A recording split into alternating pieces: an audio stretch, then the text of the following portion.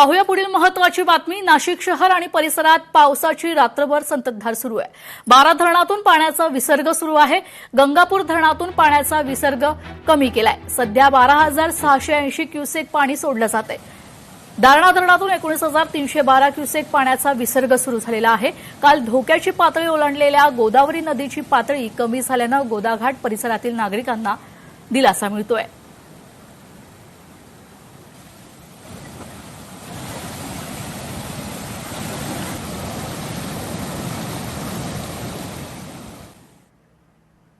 नाशिकमधून होणाऱ्या पाण्याच्या विसर्गाने मराठवाड्याला दिलासा मिळालाय। मराठवाड्यातील जायकवाडी धरणात 9 टीएमसी पाणी सलग 3 दिवसांच्या जोरदार पावसानं गंगापूर धरण 97% भरलंय। गंगापूर धरणातून 8,000 क्युसेक पाण्याचा विसर्ग झालेला आहे।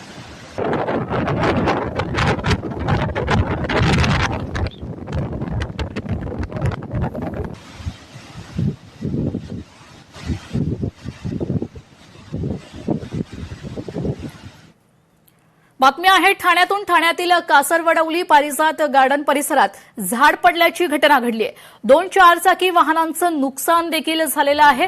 सुदैवाने घटनास्थळी कोणतीही जीवितहानी झालेली नाही।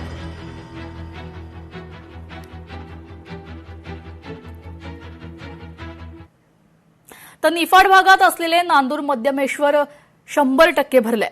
धरणातून गोदावरी नदीत 94,000 क्युसेक वेगाने पाण्याचा विसर्ग सध्या सुरू आहे। धरणातील 4ही दरवाजे उघडण्यात आले असून त्यातून 94,000 क्युसेस वेगाने गोदावरी नदीत पाण्याचा विसर्ग सध्या सुरू आहे।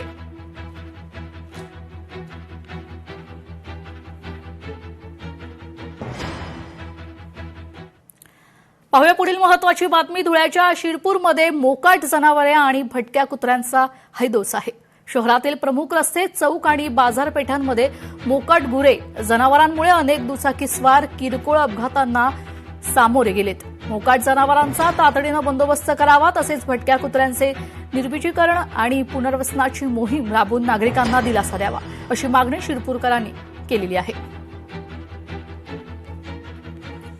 या मोकाट कुत्र्यांमुळे अनेक लहान मुलांना त्यांनी चावा देखील घेतलेला आहे आणि हा चावा घेतल्यामुळे आपण संबंध भारतामध्ये बघितलं की रॅबिस सारखा देखील आजार काहींना झाला आणि त्यांना आपले प्राण गमवावे लागले।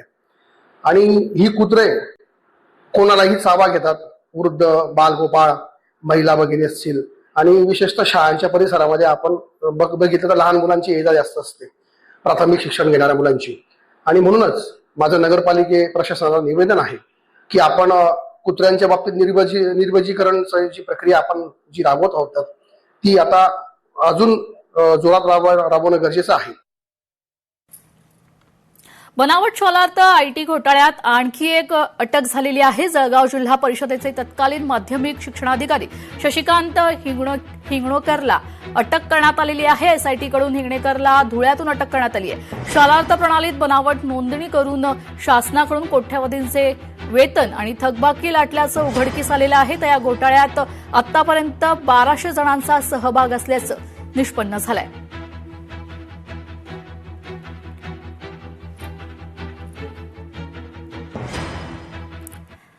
तर टीईटी पेपरफुटी प्रकरणातील मुख्य आरोपीला अटक झालेली आहे। मुख्य आरोपी बिजेंद्र गुप्ताला बिहारमधून अटक करण्यात आली आहे। आतापर्यंत एकूण 12 जणांना भिवंडी पोलिसांकडून अटक करण्यात आली आहे। तर सर्व आरोपी न्यायालयीन कोठडीत आहेत। आरोपींमध्ये बिजेंद्र गुप्तांच्या पत्नीचाही समावेश आहे।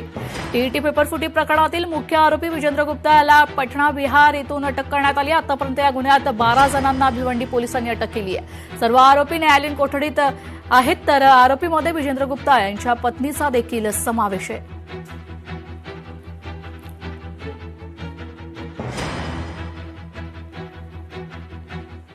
तर राज्यभरातील शाळांमध्ये तब्बल 11 लाख विद्यार्थी घटलेत। गेल्या 5 वर्षातील आकडेवारी समोर आलेली आहे। त्रैमासिक बैठकीतील आढाव्यातून ही माहिती समोर आली।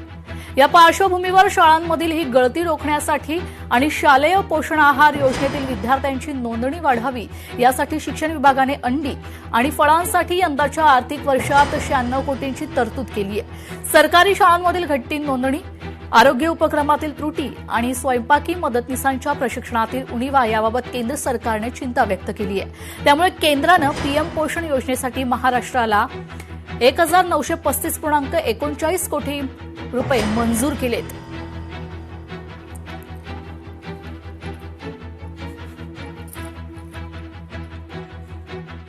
तर वाशिम जिल्ह्यातील स्वस्त धान्य दुकानात निकृष्ट दर्जाचा तांदूळ आहे. असोसिएशनची जिल्हाधिकाऱ्यांकडे ही तक्रार आहे. तांदूळाच्या गुणवत्तेवरून पुन्हा एकदा प्रश्नचिन्ह निर्माण झालाय.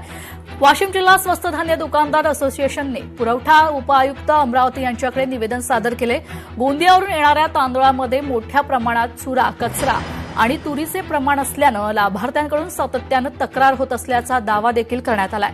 यामुळे दुकानदार आणि ग्राहकांमध्ये वाद निर्माण होत असून दुकानदारांवरही मनस्ताप सहन करावा लागत असल्याचं असोसिएशनचं म्हणणं आहे.